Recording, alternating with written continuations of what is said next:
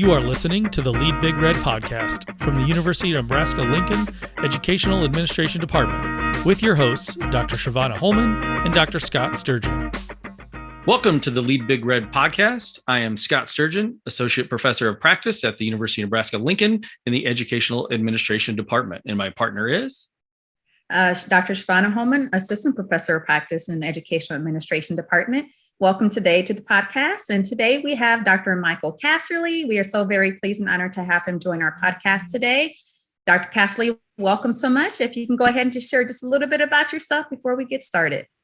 Well, thank you very much, Shavana and Scott. Really appreciate it and delighted to be here. I'm Mike Casserly. I'm the Executive Director of the Council of the Great City Schools, which is a coalition of 78 of the nation's largest urban public school systems across the country.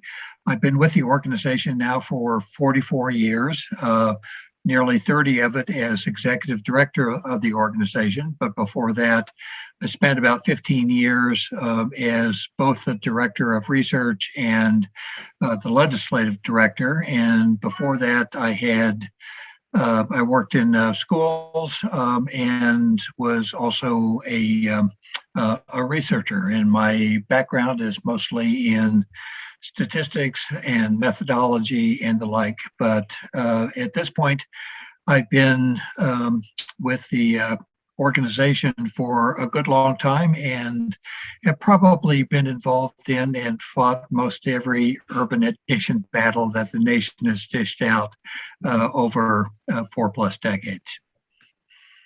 Great. So yes, you have an amazing history and we're looking forward to hearing more about that through our podcast and questioning today. So I'm just going to start off in the beginning. How did you first become involved in policy, advocacy, legislation, and fighting for urban school districts? Well, honestly, it was accidental. And I'm not sure, when I think back all those many years ago, that I necessarily should have been the person that they hired. And like a lot of things in life, things happen through a little bit of serendipity and being either in the right place or the wrong place at the right or wrong time, depending on your perspective. But I was briefly in between jobs, heard about this organization. I was in my 20s. I'm 73 now, by the way. I was in my 20s, heard about the Council of the Great City Schools, went by to see them and talked them into a position doing research as a junior staff member for the organization. And it just so happened that the organization at the time was not in very good shape, either politically or in terms of membership, or just the organization itself was just not doing very well. And the board of directors had themselves an emergency meeting, and somebody asked the question, who's going to be doing our work up on Capitol Hill now that our current legislative person had left to take another position. And my boss at the time turned around to me and said, he is. And I had never been to Capitol Hill before. I did not know the House side from the Senate side. I had never read a piece of federal legislation. Did not know what education policy was at the time. Again, my background was mostly in research and methodology and statistics. And I was named kind of on the spot, the legislative person for the organization. And the next morning, my boss came in to me and handed me a compilation of the Elementary and Secondary Education Act, said, read this. You're going to be testifying before the House Education and Labor Committee a week from today. And we have a technical problem that somebody like you ought to be able to solve, and that is a technical glitch in the Title I formula that was actually causing aid to urban school districts across the country to decrease over time. And his charge to me was figure out why that was happening and propose a way to fix it.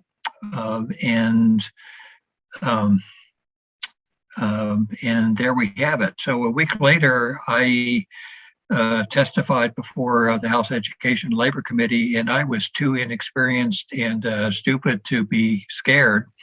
And honestly, I probably should have been.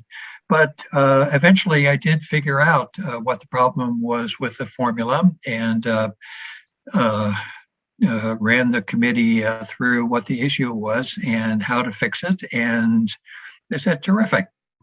And then I thought to myself, and I remember this really quite distinctly, sitting at the witness table in the Education and Labor Committee room, and said to myself, you know what? I can do this. I can do this. So, and the rest is history. That is an incredible story. And there's no way that I would be able to just be dropped and dumped right in front of everybody at Capitol Hill, because I was scared to death just going to testify in front of our state senators. Wow. Well, that's amazing. It was a challenge, to be sure. And I remember sitting on my living room floor for days on end, all night long, trying to figure out why in the world this formula was creating the effects that it was. But because I had a background in statistics, I was able to figure it out. And then somebody told me later that that's actually what policy was all about, was figuring these things out and then applying them to a set of decisions that legislatures had to make.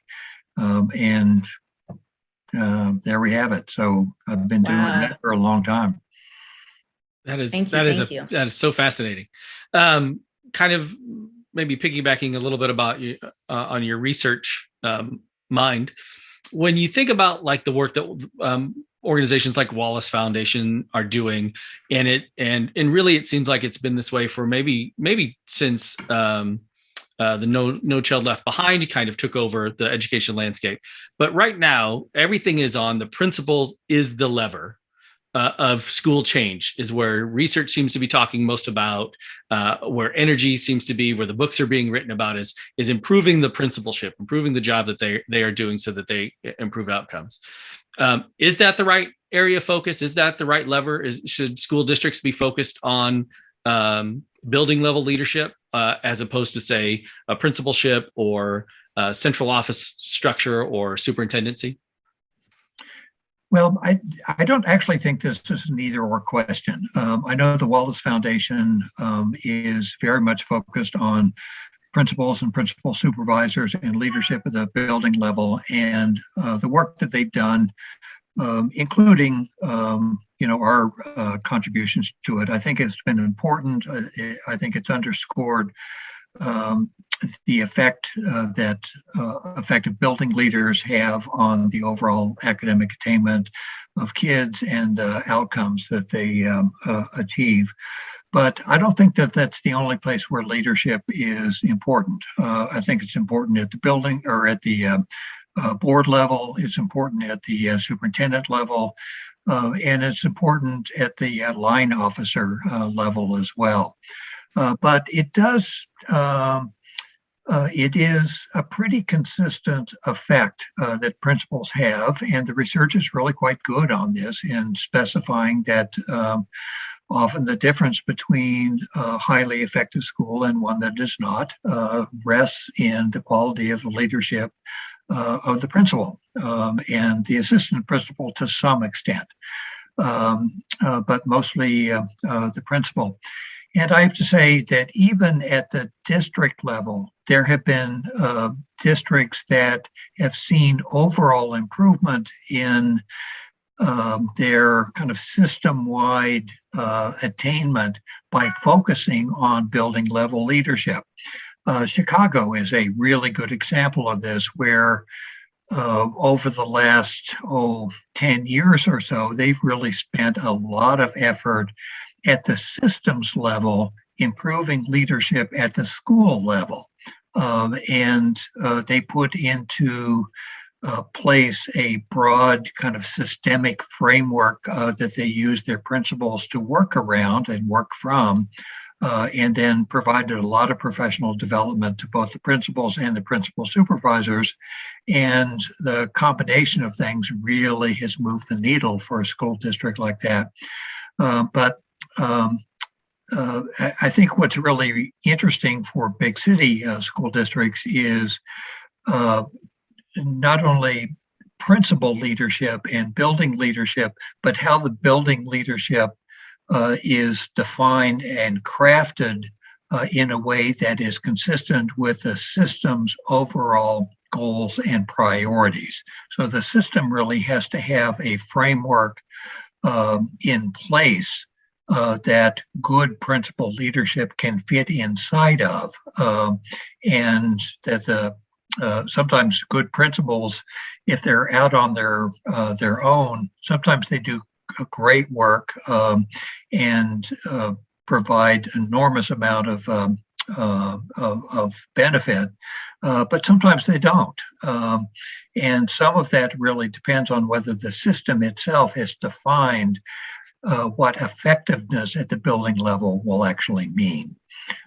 So this is one where I don't think it's an either or question. That is Wallace or anybody else who is leaning into building leadership. Do they have that right? Yes, but it's not the full picture. Right. And the full picture involves leadership at a variety of different levels in the system. Yeah, I agree. Thank you. Dr. Casserly, as a leader and champion for urban youth, families, schools, and districts, you have been highlighted by USA Today as a crusader for city school children. Not many at all have earned such a title. What does that mean to you?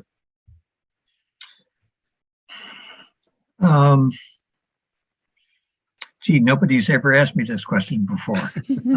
And I guess when USA Today tagged me with that line, I didn't think much of it one way or the other.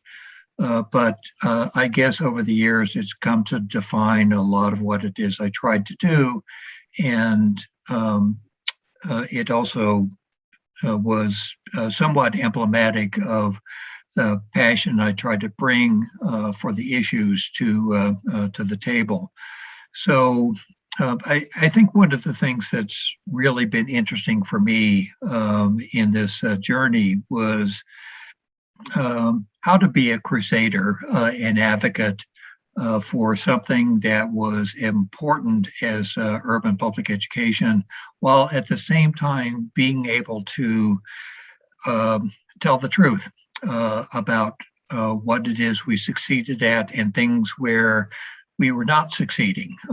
And there's plenty of things to both praise in urban public education and to criticize in urban public education. But the issue was how to marry those two things in a way that both pushed the field forward and called it out when it needed to be called out for its shortcomings. And I don't know if that really falls under the definition of a crusader or not, but ultimately that's the two things that I tried to marry as I was moving forward in this particular leadership role. And I can understand that because it's not easy at all for most people to share areas that they need to improve upon, right? Or areas that they're just not strong in at all. And so, yes, thank you for being honest and sharing that. Yeah, I honestly, when I got named to this position, it was pretty clear to me that I could be a leader in kind of the traditional sense that one sees with education organizations in Washington, D.C., and national education organizations broadly. And that usually means playing a representative role or a defensive role in the sense that you're defending whoever it is you are representing, and what your main job is to represent your constituents. Sometimes no questions asked. And I remember saying to the executive committee of the council when they hired me was that if that's what they wanted from me, it was probably better that they pick somebody else because while I was going to represent and advocate for and argue for and defend, I was also going to try to push the field to improve because the public really needed to see urban public education get better. And what I tried to do then was to craft an organization that would do some of both. That is, play a defensive and representative role, but also play a role that was more offensive and was built to improve the systems on behalf of the kids. Excellent. Thank you. Yeah, I'm going to kind of piggyback on that one. So when you are advocating at a national level and representing such a large group, what is it that helps you from that offensive perspective, right? Going to the people that need to hear the stories. What is it that you want to hear or be able to share from your member districts about the types of things that are going on? That's a good question. I'm not sure that I've really thought about this deeply, but what I try to do is to listen carefully to the members themselves, hear them talk about what their challenges are, what their successes are, have them reflect on why the work that they do seems to be effective and not. And I actually spent a lot of time listening to my own folks about what their challenges are and what is vexing them on a day in and day out basis. But I've never thought that that was actually enough. So what I tried to do is listen to a lot of people on the outside who are both casual observers of the field, but also listen to people who are skeptics and critics of us, and also spend a lot of time with the data, trying to figure out where is it that our strong points are, where is it that we're having shortcomings and kind of recurring and chronic challenges. And then I try to marry all of those things together to form a more complete picture of how it is we're doing, and then try to translate that back to the public in a way that is forward-looking but balanced. Great. Dr. Casserly, so you mentioned earlier that you've been the executive director for council for almost 30 years, and you are now believed to be one of the longest serving chiefs among the major national education membership organizations. In the world of leadership, this is super extensive and says a lot about what you have done and how you have led. What skills and strengths of yours can you attribute to your longevity in this particular position? And why do you think the council and its membership has loved working under your leadership for so long? Yeah, I don't know the answer to the last part of that question, because it seems to me that I've done plenty of things to get myself fired over the years, but so far it hasn't happened.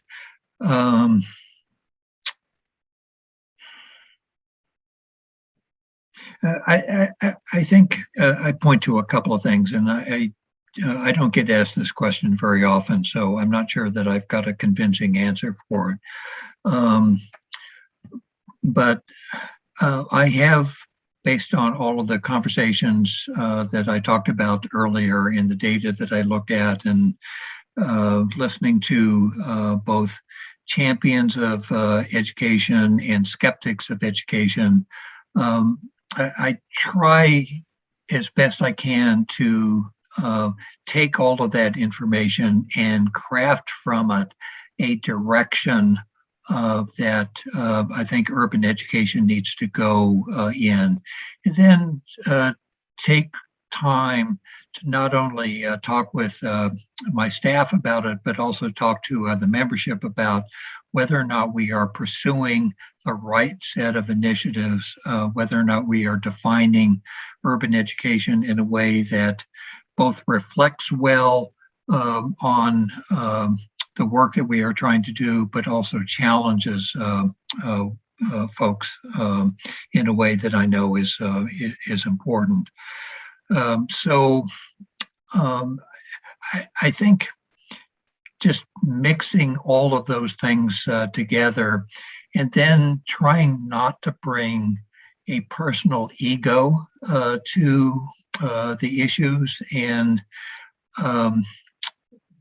maybe it's because I work in Washington D.C., which is kind of ego the center of the universe in terms of people's egos, and it's also a place that is often kind of an evidence-free zone in lots of respects. So the political space is often taken up by people's egos and not necessarily the facts at hand. So I think in a lot of ways, what has served me well has been keeping a sense of ego at bay, and then applying the best combination of facts and information that I can possibly bring to the table, and found that it, at least in this town, was kind of a refreshing departure from what most policymakers in Washington, D.C. actually find. So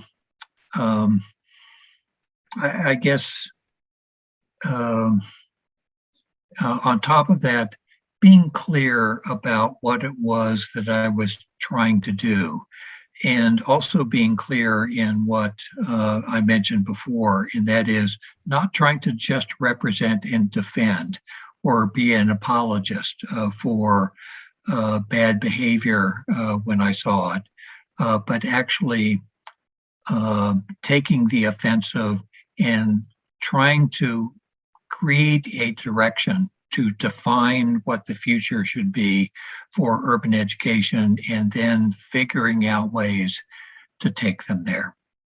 Was, I guess, all of those things mixed together. Honestly, I've been blessed in lots of ways. I think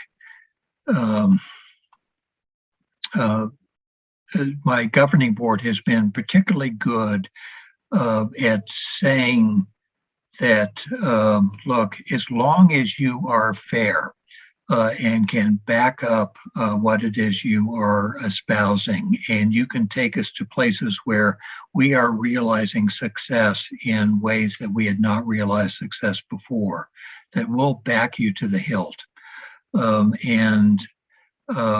That ended up being important in times and in places where the ride got pretty bumpy. As long as they knew that I was being fair and balanced, and I tried to make sure that they knew that I had their interests in mind, and only their interests in mind, then I think it apparently earned the trust and respect of the membership, and from there I was able to take the organization places it might not have otherwise gone. Well, this would definitely explain why you have been in this role for so very long. I mean, you're trustworthy, you listen, you talk and discuss, you collaborate, you're a team, you're a teammate, and it's not a top down sort of leadership from what I know of you, and from what you have demonstrated through your work. Most definitely. It's more of a connectedness and alignment between you and all those people that you work with and work for. And we certainly appreciate everything that you have done. So yes, I mean, you sound like the epitome of a perfect leader, and just what you're describing. And you're so very humbled about, what you've done. And I'm sure that if we were to ask any of the member districts, any of the exec board and staff member at the council, I'm sure that they would all say the same thing. Well, thank you for that. One thing that I think worked really well for the organization and the membership was what we tried to do after I took the position was to create a sense of family and shared identity and ownership for the work, so that we tried to create mechanisms by which people could help each other get better. After I decided that what I tried to do with the organization is to rebuild its architecture in a way that would be about the improvement of urban education on behalf of its kids, then part of my responsibility was to try to figure out ways in which I could do that, but also to do it in a way that created participation and ownership and buy-in by everybody. So if one was in a jam or a school district had a particular challenge that it was facing, that it was easy enough to pick up the phone across the membership and say, one of your brethren is in trouble and they need help. Can you work with us to help us solve this problem? And we did enough of that in the early years and then continued it over time, where people felt a stake in each other's success. Mm-hmm. So if Omaha had a problem, we could call Denver and Milwaukee and Atlanta and say, Omaha needs some help here. Can we go in and help them out, and then work with Omaha and Atlanta and Denver and everybody else to try to solve a set of problems?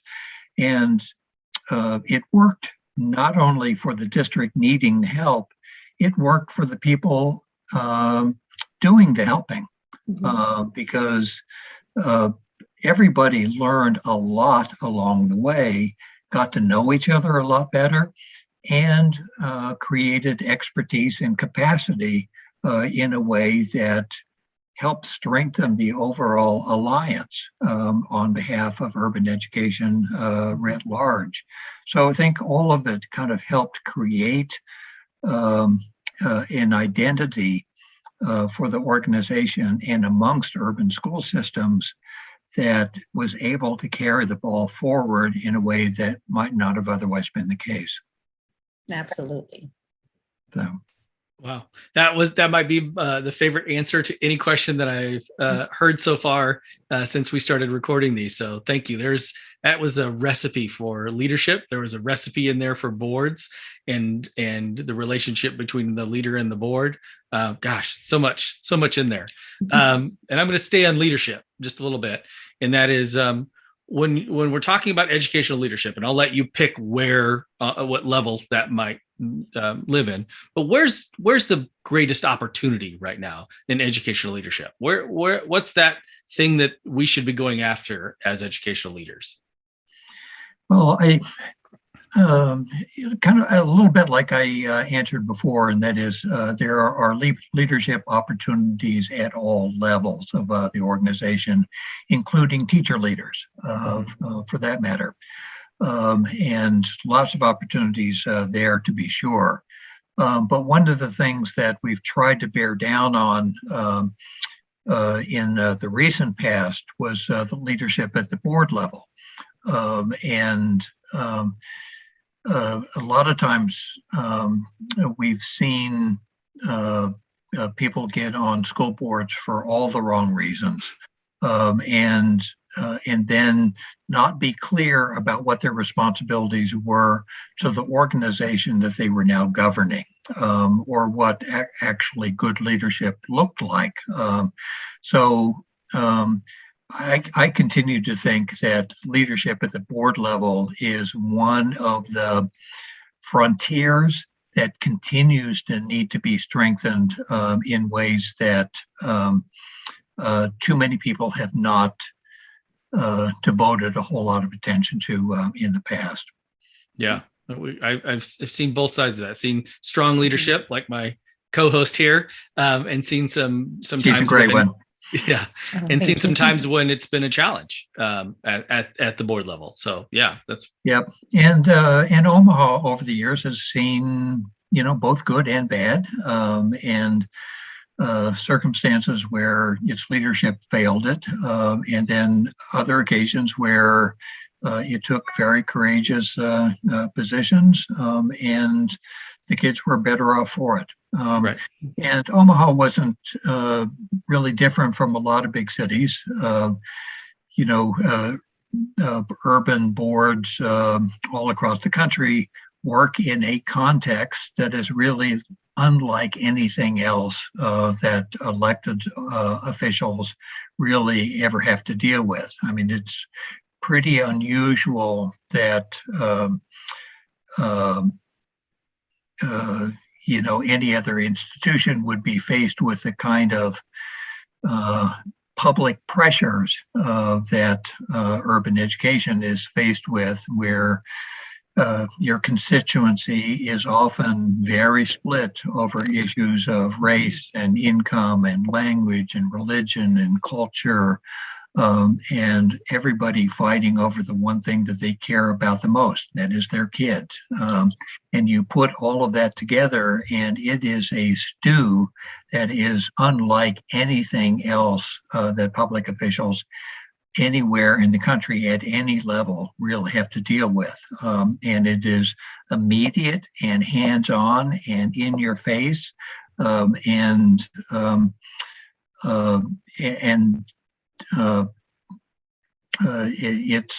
it's one of those circumstances where board members are right in front of the people that have a very immediate concern, and are very energized over the issues that their individual children are facing, and it's a pressure like you don't see in Washington or in any other political setting. So, my hat's off to the boards and what they have to deal with. At the same time, it also puts an additional responsibility and weight on boards, just because the issues are so critical and so immediate, and involve such precious cargo as people's kids. Yeah, absolutely.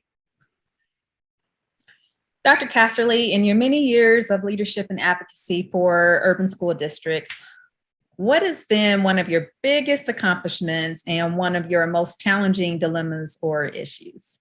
I know you have tons of experience in this, but can you think of something off the top of your head that you're most proud of, or in something that was most difficult in your role? Yes, actually. And they're both the same thing. That is, the thing that I'm the proudest of is the one thing that has been the hardest to accomplish. And that is, over the years, student achievement, student outcomes, student attainment has actually gotten better in the big cities across the country. But it's also been the hardest thing to do. But it did not happen by accident. I'm proudest of the fact that we have gotten better as education institutions at educating. You can see the evidence of that as you look at the results from the National Assessment of Educational Progress. Truth of the matter is that our overall attainment and our graduation rates have gotten much better over the years than was the case before, and we've gotten better faster than the nation at large.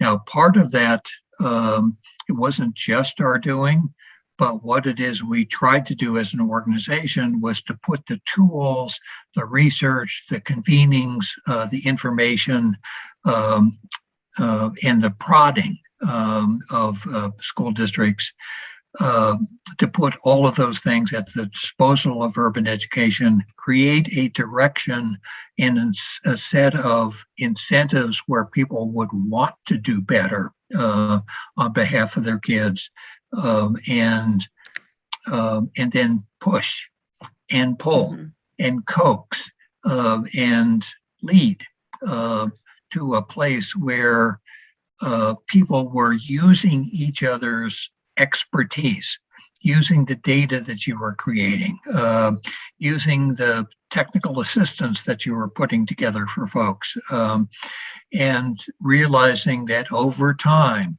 it was actually starting to work. You could see the difference in the overall outcomes of the kids. But it was and has been maddening, frustrating, exhausting, exhilarating, rewarding, all of those things at one time. And I guess if there was, I would not be able to decouple these things. That is, what has been most rewarding and what has been the toughest, because I think ultimately the most rewarding work is always the most difficult to do in kind of whatever field you're devoted to. And that's not to say that we can't backslide here. I think that it's very possible that if we don't remain vigilant, if we don't continue to grow, if we don't continue to put more tools and technical assistance and professional development and all the things that go into improving the overall outcomes for kids, if we don't continue to do that, I think it's easy for us to slip backwards if we're not very careful and very vigilant about what is good for kids. Right. Anyway, I think that's how I would answer that question. Fantastic. Thank you. Yeah. I love what's most difficult is often the most meaningful. I think that's a great lesson for people who look at leadership, aspiring to leadership roles, and see the parts of it that look most exciting, but don't see the struggle that it is to get to that, or to or the things that are not exciting, but are absolutely necessary and meaningful to their success. So leadership is not about standing in the front of the room. Not at all, right? No, it is not. Leadership is often being in the back of the room or being in the back room, doing the hard, careful work that needs to be done, and then marshaling the forces that need to be marshaled in order to move an institution forward. So it's and that's why I said it's not the ego-driven stuff. It's the defining what needs to happen, and then figuring out ways of getting people to believe the same thing, and then marshaling their energy in a way in which they all feel a stake in it, and then move together in tandem as best you can to move a large institution forward. Dr. Casserly, what you've said just reminded me of two things that I distinctly remember learning from my building principal when I was a teacher, ended up being the assistant principal at the school. And she was the type of person that she did everything and anything on behalf of the students in our building, and sometimes not follow guidelines from the district because she felt like she needed to do. I've certainly broken my own share of rules. Yeah. So you know, but two things I learned from her was that it's always I and not we. Excuse me, it's always, I said that completely wrong. It's always we and not I. And then also to never expect your staff or people that you work with to do anything that you would not ever do. And so if that meant taking out the trash during lunchtime, put your high heels on, that's what you do. And I learned very quickly how to move that rolling trash can with my high heels on, grab that bag out, and show them, I'm working with you. I'm not working against you. I'm not working above you. Yes, I do have to make decisions as a leader, but I'm never going to expect for you to do anything that I'm not going to do, and always will have your back. So thank you so much for sharing that. Oh, but I agree completely. And there have been lots of occasions over the years where I thought to myself, would I ask my staff to do X, Y, and Z? And a couple of good examples of this were during Hurricane Katrina and Hurricane Maria in Puerto Rico. And I remember in both of those cases, we were asked to, while those jurisdictions were shut down and blown apart and underwater, we were asked to go in and take a look at what was left in both of those cases. And this was a matter of hours and days after those disasters happened. And I remember thinking to myself, would you ask any of your staff to go in there under what is fairly dangerous conditions? And said, no, this is one that I will do personally. And because I don't want to ask anybody to be putting themselves in that kind of jeopardy if I won't do it myself. So I also found myself in very interesting circumstances. I bet. In those cases. Well, this is my last question, and it's a challenging one, and that is, what book do you most recommend or gift to other people?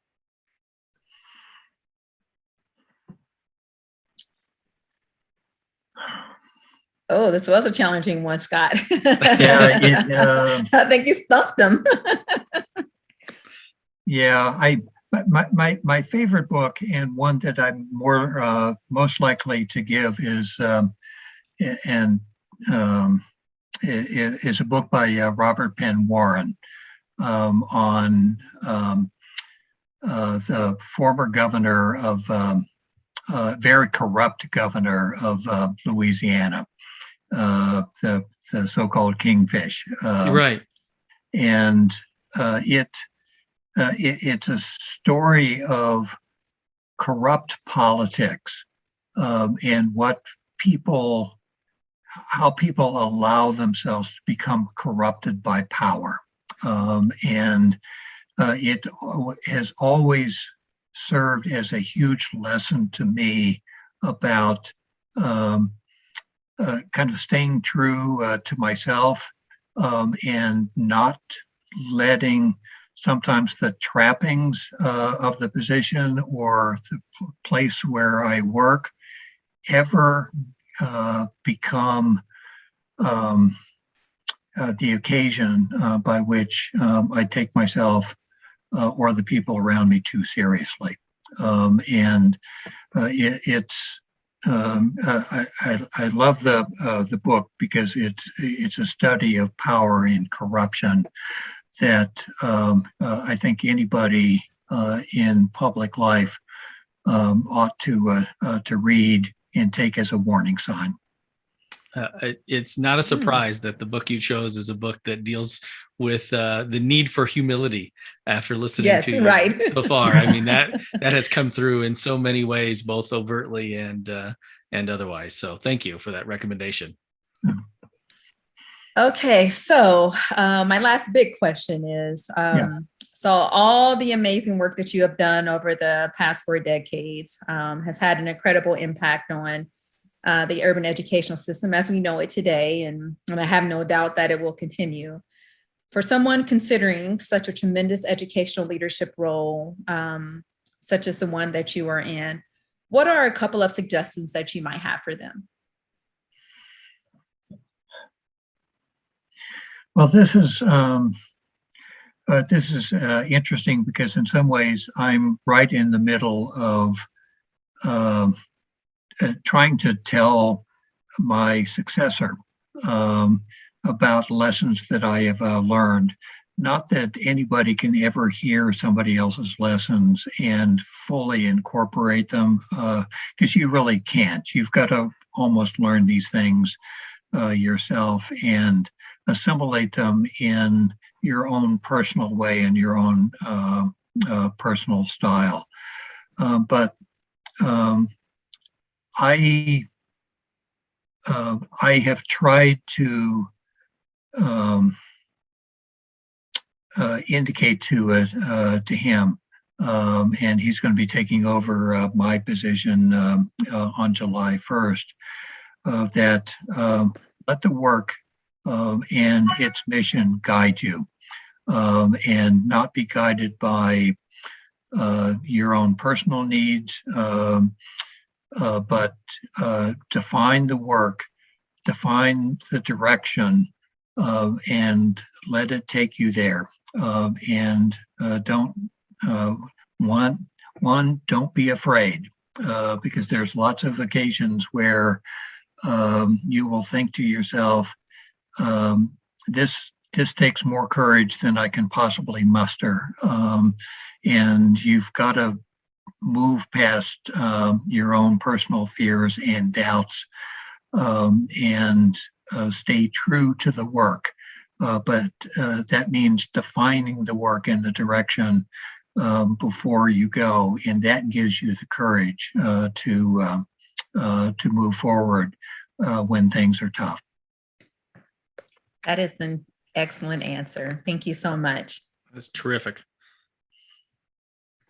Okay, so we're moving on to a very fun portion, very quick. Okay, well, all of this has been fun. Good.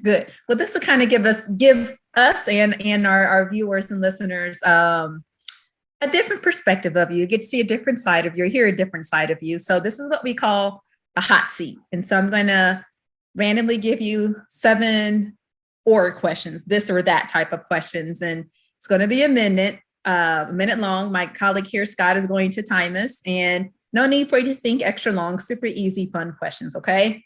Okay. All right. Scott, you ready? I'm ready. All right. Beach or cabin? Beach or cabbage? Cabin. Sorry. Oh, beach or cabin? Cabin. Yes. Cabin. I guess you could have cabbage if you wanted to. Yeah, I thought you said beets or cabbage. It's a veggies. Yeah. So I was going to, what kind of question is that? Right. Zoom or in person? Oh, absolutely in person. Fancy restaurant or drive-through? Fancy restaurant. Okay. Present or be interviewed? Be interviewed. Flip-flops, bare feet, or dress shoes? Oh, I'm afraid dress shoes. Okay. I was thinking that, but hey. I don't even own a set of flip-flops. No, okay. Hanging out or alone time? Alone time. Leader or on the team? On the team. Perfect. That is it. Thank you so much, Dr. Casserly, for joining us today. This was such an incredible interview, and you have just done a tremendous amount of amazing work, and we certainly appreciate all that you have done and will continue to do on behalf of students across the nation, or urban schools across the nation, and look forward to continue to see everything that you're going to do here in the near future. Mr. Scott here, any final words? Yeah, I'm just, I'm kind of overwhelmed with the lessons that came out in your answers, and am thinking of the different ways in which those could be shared in bits and pieces and clips. I mean, I want to take so many pieces of that and share it with our students at the university, our aspiring leaders, and with folks around. So I'm excited for folks to be able to hear your thoughts, and it's been a privilege to be able to ask you some questions and listen to you share your wonderful experience in history. Well, thank you very much. And learning lessons for us. Yes. Yeah. Yes. Thanks, Shavana. Thanks, Scott. It's been a lot of fun. And if it was in any way useful to people, that's great. Absolutely. Yeah. Thank you so much. Thank you.